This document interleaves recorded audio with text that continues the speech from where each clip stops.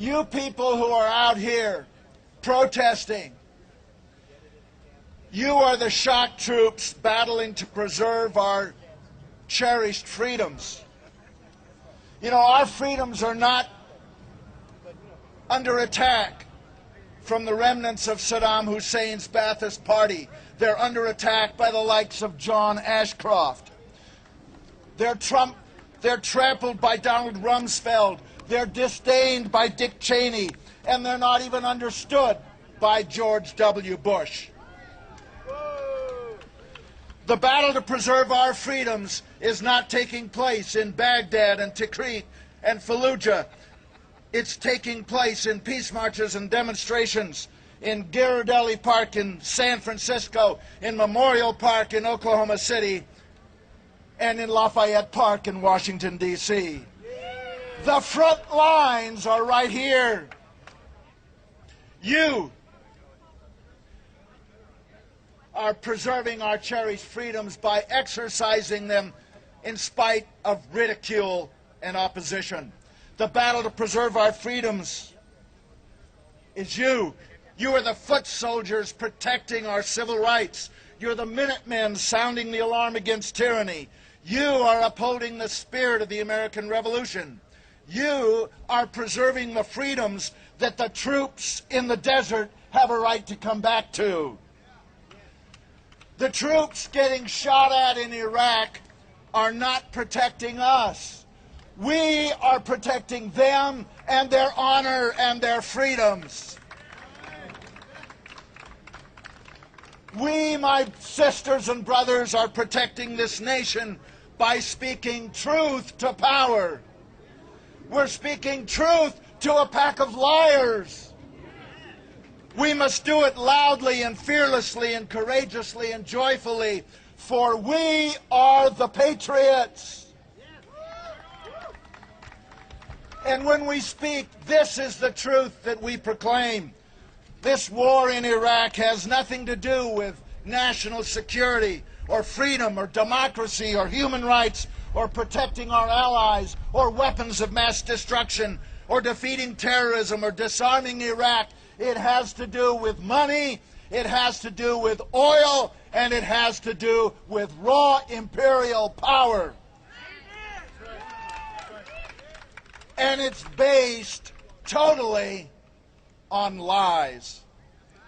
Those who forced this war on an unwilling world are guilty of violating the U.S. Constitution, the UN Charter, the Nuremberg Principles, and international law. What they have done is illegal, immoral, unconstitutional, and treason. Before this war started, we knew it would fracture NATO, split the United Nations, separate us from our allies, and destroy the great nation we inherited from our fathers who died in World War II. And it has. We knew it would make our beloved country feared and hated, an outcast from the world community, a pariah among the peoples, and the #1 rogue nation on earth. And it has.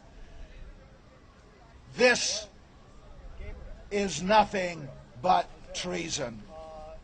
We knew this sadistic corporate war would incense the Arab world, provide thousands of new Osama bin Ladens, and enormously increase the terrorist threat. And it has. We knew it would further endanger the American people and the British people and destroy our national security. And it has. This cabal of neoconservatives from PNAC who planned this war, Cheney, Rumsfeld, Wolfowitz, Libby, Pearl, Jeb Bush, even before W became president, they told us why they had to do it. They said, we need to occupy Iraq permanently in order to dominate Iran, Syria, Saudi Arabia, and the southern Russian republics around the Caspian Sea. We need to control the entire Middle East and all its oil. And as other speakers have said, they knew the American people wouldn't stand for it, and they said so in their documents. And they said, unless there's that new Pearl Harbor. Well, 9/11 did supply that. And we've been lied to not only about the war, but about 9/11 itself. They ignored the warnings. More than that, we have mounting evidence that at least they made it impossible for those planes to be intercepted.